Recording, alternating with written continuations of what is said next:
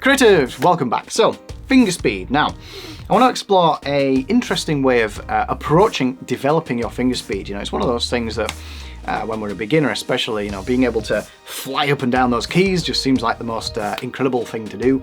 So, it can be a lot of fun. Now, when we first start tackling developing finger speed, typically you'll be asked to play something like this, where we go up and down a series of notes, and the idea is we start off relatively slowly like this, and we maintain our structure, our accuracy like this. You know, there's no, you know, everything's nice and even. And typically what you'll do is you'll do that, and then you'll slowly start increasing the speed over time until you hit a ceiling, and you keep your fingers crossed that over time that ceiling increases and the faster you get, right? We can do this with arpeggio exercises, you know, and we can have quite a bit of fun. In fact, I've explored a few ideas on the channel for that. But I want you to slot in something here because, you know, this is a really good way to develop fingering. I don't want to dismiss that way. It can be quite dull at times, but, you know, it's a very valid and tried and tested way of developing strength, accuracy, and speed. So here's what I want you to add in.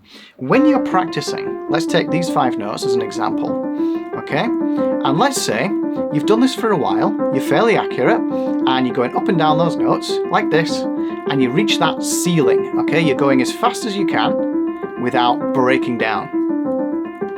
So now what I want you to do is just switch to forgetting about accuracy, forgetting about, you know, keeping that structure there, and just letting loose, having fun, and just trying to get loose and just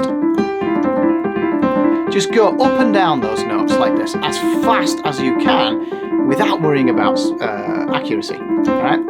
And it might fall apart. It might fall apart, and that's fine, right? It's not about doing things properly now. It's about just exposing your fingers to that unstructured speed, right? That's the idea. Because then, when you go back to practicing it properly and you introduce that accuracy, the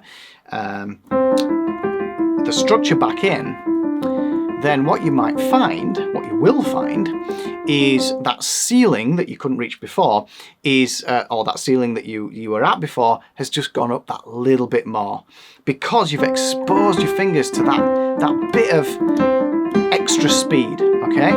So it's like we've left that structure behind in favor of speed. Now we're going to bring everything back together, and that ceiling should increase that little bit more than it did before, okay? Another way you can approach this, particularly for this exercise, is just start at the bottom like this, and then whiz up to the top as fast as you can. And you can approach it this way. It's kind of the same thing, because these middle notes might not be accurate, but that's not the point. You're just going for it. You're going as fast as you possibly can. Yeah? So the idea is to switch between prim and proper, structured, accurate, and switch from that to having a break and just going all out and just going, I don't care about anything in the world. I'm just letting my fingers fly, okay? And seeing what that feels like. Then stop and bring it back into the accuracy, all right? So you can do this with the same exercise over and over again. So I want to leave you with a few more interesting exercises. You've got this one, okay? Classic exercise. You can do this till you get utterly fed up with it. You can also do this with arpeggios. So you can use the C major arpeggio like this. Any arpeggio will do. If you want to introduce black keys, it'll give you a new dimension to the position you need to be at. But here you go. You can use this as an example. Okay, so that's the C major arpeggio. You can switch to a C sus4 arpeggio like this, and move between the two. Really effective, you know.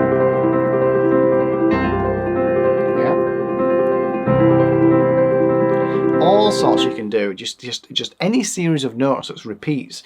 You can do this with the C major 7 arpeggio here, if you are really struggling with the octave. I mean, it sounds nice anyway, but if you're really struggling reaching that top octave, then this is really cool as well. So you can practice the C, the E, the G and the B like this.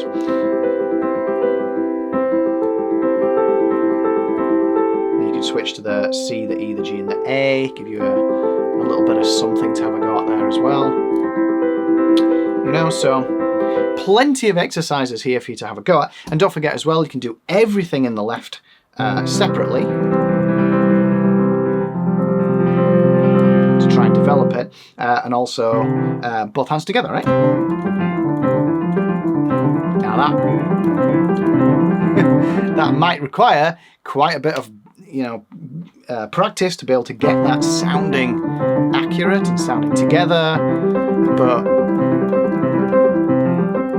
whatever you decide to do to practice that finger speed, the thing I want you to take away mostly from this video is that switch. Switch from being ultra prim, proper and structured to being completely loose, completely carefree. I don't really care about anything other than just exposing myself to raw speed and then switch back again. And it's this fluctuation between the two that'll kind of help you bring that speed up together, right? And I must stress that when you are just letting loose, that's not playing piano properly, all right? That's not the point. It's just exposing your fingers to that raw speed. That's all it's about. You know, so YouTube comments down below. This isn't me telling you to play piano wrong. It's just an idea to slot into your practice, which I found really effective. And here's one more thing to consider, and I do not recommend this all of the time. However, you know, for this, it's just like going to the gym for your fingers, right? So it's okay. You can sit down in front of the piano and just stick your favorite TV series on, a film, a movie, and before you know it, you've done an hour, you've done 2 hours of this. So it's all good, and it's a good way of passing the time whilst you're exposing those fingers to this exercise. I hope you give this quick tip a try. It's a fantastic way of developing your finger speed and a bit of a different slant on the typical exercises that you might be used to. It's perfect to slot into my best adult piano practice plan as an exercise, and you can grab hold of that by going to the cards up above or the information box down below. And with that, I'm going to say thank you so much for watching. Like this video if you liked it, subscribe to the channel, and I will see you in the next video. Peace.